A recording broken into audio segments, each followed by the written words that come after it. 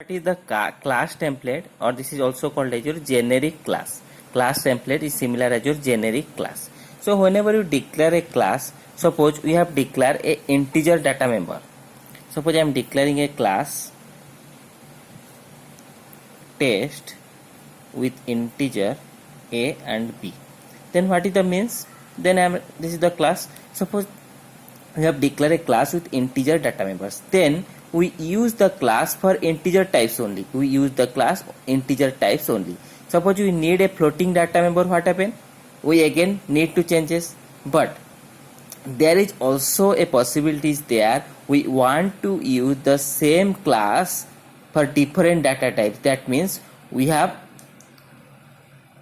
created generic class. Instead of this particular data type, we have to create what? A generic class, or also called your class template or template class. Okay, if you create a generic class, so that the same class can operate with different data types.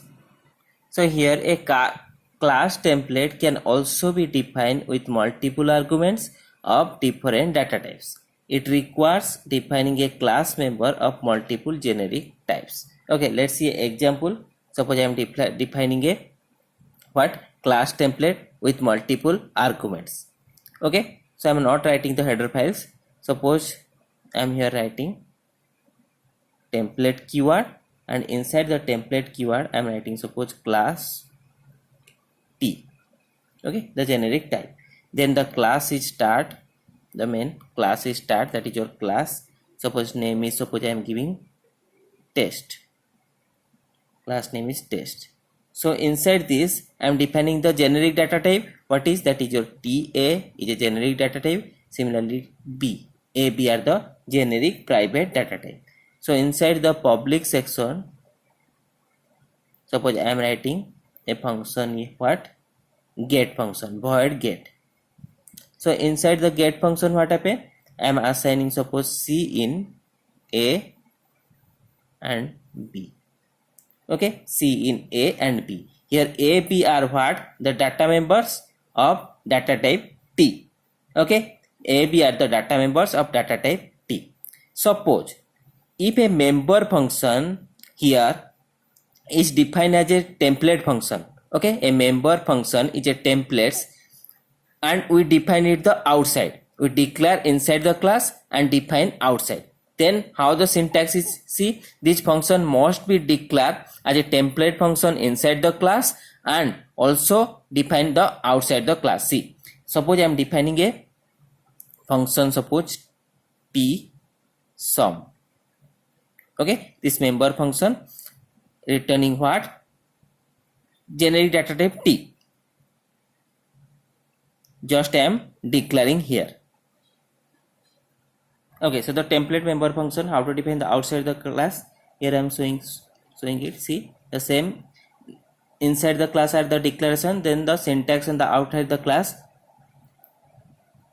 Again we declare the template keyword and class T generic type. Then we write the T class name test, then again T scope resolution operator, then the function name sum. Okay, then the body of the function, that is suppose I am writing return A plus B. Okay, so that is your a member function templates are defined outside the class. Okay, here the inside the class declaration and the outside the class I am again defining the template class T, and here what? The generic type T, that is return type, then class name, that is class name is test, class name I am giving test, then T again in the bracket, in this type of the bracket I am writing the generic type, then the scope resolution operator, then your function name. If argument is there, you can pass also, but here no argument. Then the body of the function, member function. Then in the main function, what happen? I am defining the object, the class name is test. Suppose the object I am defining what? OB. Okay, test OB. I am defining the object of the class name test ob. So already you know, whenever an object is declared, object having its own data member. What are the data member are there? A, B, A, B. So here A, B are the generic type, that is T. So here what happened? The compiler is confused that how many bit are reserved. Okay, so how compiler allocate memory, because it is unknown, A, B are unknown or generic type. Okay, so here compiler is confused because it is unknown type. That's why whenever you create a object of template class, we need the type also. Okay, we need the type also. Then this declaration is not there. How to declare this? We declare class name. Again in the bracket, in this type of the bracket, I am defining the type integer. Then suppose I am writing ob1. Okay, that means what?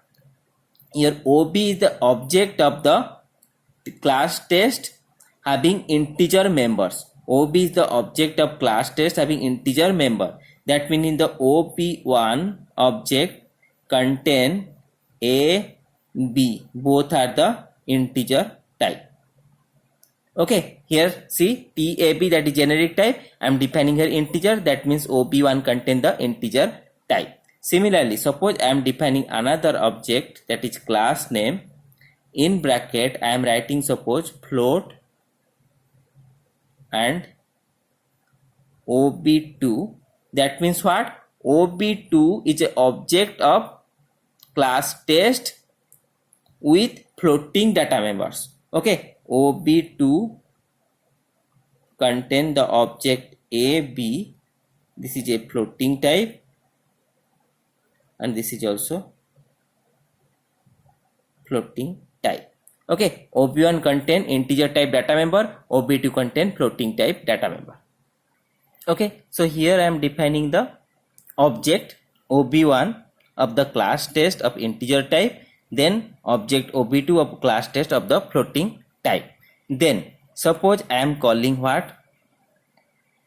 Cout enter two integers. Okay, cout enter two integers. Then ob1 object dot get function. Okay, ob1 dot get function will be called. Then ob1 object will be assigned two integer value. Okay, here a and b, suppose I am assigning it 2 and assigning it 4. ob1 object is assigned. Then what happen? Cout, I am calculating the sum equal to, I am writing what? Suppose ob1 dot sum. What happened here? ob1 dot sum means sum function will be called, then a plus b integer time sum will be done and it print the results, that is 6. Okay, similarly I am cout enter two floats. That means what? Float object is ob2, so that ob2 get function will be called. So here I am giving, user is giving what? Suppose here 2.2, whatever may be, suppose giving here what? 1.2. Any floating value will be given. Then ob2 dot get, then sum will be find out cout. I am writing sum through the object ob2 dot sum. Okay, then ob2 sum, the sum function will be execute and it return a plus b sum, the two floating point object will be sum and return t. Okay, this will be give the result 1, 2.2, 1.2, whatever may be, that is 3.3. Okay, the sum will be print, then return 0. So here what happened? Here it is a generic class or it is a template class or one class used for different purposes. Okay, one class used for different tags, that is your generic class or template class.